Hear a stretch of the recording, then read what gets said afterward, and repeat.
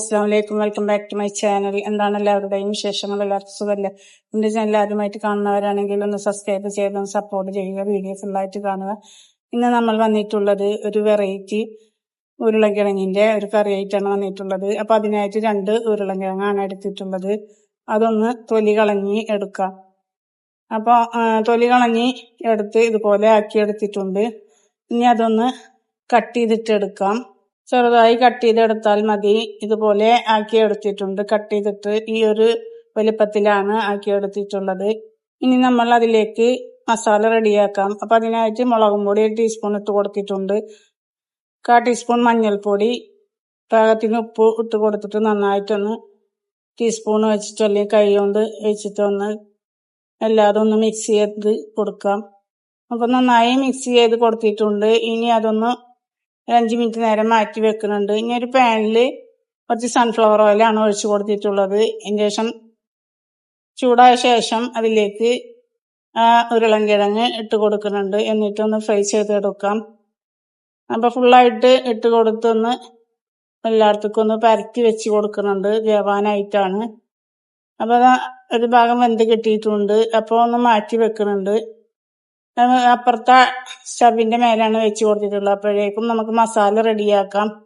അതിലേക്കുള്ള അപ്പൊ കുറച്ച് ഓയിൽ ഒഴിച്ചു കൊടുത്തിട്ടുണ്ട്. അതിലേക്ക് 3 ഉണക്കമുളക് ഇട്ടൊന്ന് ചെറുതായി ഒന്ന് വറുത്ത ശേഷം അതിലേക്ക് ഒരു 8 അല്ലി വെളുത്തുള്ളി അങ്ങനെയാണ് ഇട്ട് കൊടുത്തിട്ടുള്ളത്. പിന്നെ സബോള 2 എണ്ണം അരിഞ്ഞത് അതും ഇട്ട് കൊടുത്തിട്ടൊന്ന് വഴറ്റിയെടുക്കാം. ചെറുതായി ഒന്ന് വഴന്ന ശേഷം അതിലേക്ക് ഒരു തക്കാളി കനം കുറഞ്ഞ് അരിഞ്ഞതാണ് അത് ഇട്ട് കൊടുക്കുന്നുണ്ട്. എന്നിട്ടൊന്ന് വഴറ്റി എടുക്കുന്നുണ്ട്.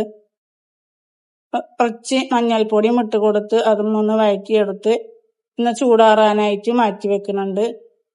ചെറുതായി വഴന്ന് കിട്ടിയാൽ മതി, കൂടുതലായിട്ട് വഴന്ന് കിട്ടണ്ട. ഇനി ഇതാ ഉരുളൻകിഴങ്ങ് ഒന്ന് തിരിച്ചിട്ട് കൊടുക്കുന്നുണ്ട്. വീണ്ടും ഇപ്പുറത്തെ അടുപ്പിന്റെ മേലേക്ക് വെച്ചിട്ട് തന്നെ ഒന്ന് ഫ്രൈ ആക്കി എടുക്കുന്നുണ്ട്. അപ്പൊ അതെല്ലാതും ഫ്രൈ ആയി കിട്ടിയിട്ടുണ്ട്. ഇനി അതൊരു പ്ലേറ്റിലേക്ക് മാറ്റി കൊടുക്കുന്നുണ്ട്. ഇനി ആ വഴറ്റി വെച്ചത് ചൂടാറിയ ശേഷം മിക്സിയുടെ ജാറിൽ ഇട്ടിട്ടൊന്ന് ഒരു സ്വല്പം വെള്ളം ഒഴിച്ചിട്ടൊന്ന് നന്നായിട്ടൊന്ന് അരച്ചെടുക്കാം. അധികം വെണ്ണ പോലെ അരയണ്ട, ഒരുവിധം അരഞ്ഞു കിട്ടിയാൽ മതി. ഇതുപോലെ അരച്ചെടുത്താൽ മതി. ഇനി ഒരു ചട്ടി വെച്ച് കൊടുത്തിട്ടുണ്ട്. ആ ഫ്രൈ ചെയ്ത എണ്ണ അതിലേക്ക് ഒഴിച്ചു കൊടുക്കുന്നുണ്ട് ചൂടായ ശേഷം.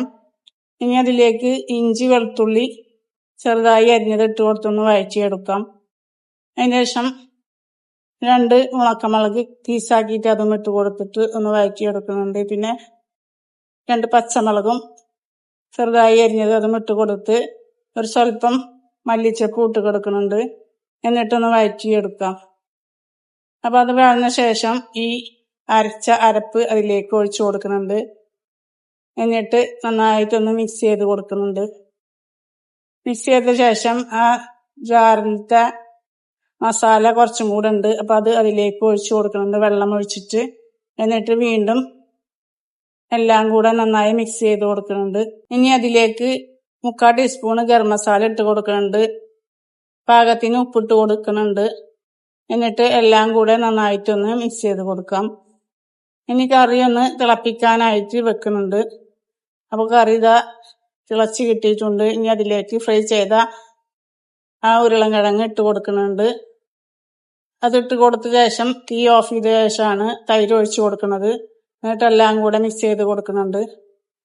മിക്സ് ചെയ്ത ശേഷം അതിലേക്ക് ബട്ടറാണ് ഇട്ട് കൊടുക്കുന്നത്. അതിട്ട് കൊടുത്ത് കുറച്ച് മല്ലിച്ചപ്പ് ഇട്ട് കൊടുക്കുന്നുണ്ട്. നല്ല രുചിയാണ് ഇങ്ങനെ ഉണ്ടാക്കി കഴിക്കാൻ. ഇനി മല്ലിച്ചപ്പ് ഇട്ട ശേഷം ഒന്ന് ഇളക്കിയിട്ട് അതിലേക്ക് ഫ്രൈ ചെയ്ത ഓയിൽ അതിലേക്ക് സ്വല്പം ഒഴിച്ചു കൊടുക്കുന്നുണ്ട്. അപ്പൊ ഇതുപോലെ ഒരു വെറൈറ്റി കറി ഉണ്ടാക്കി നോക്കുക. നല്ല രുചിയാണ്.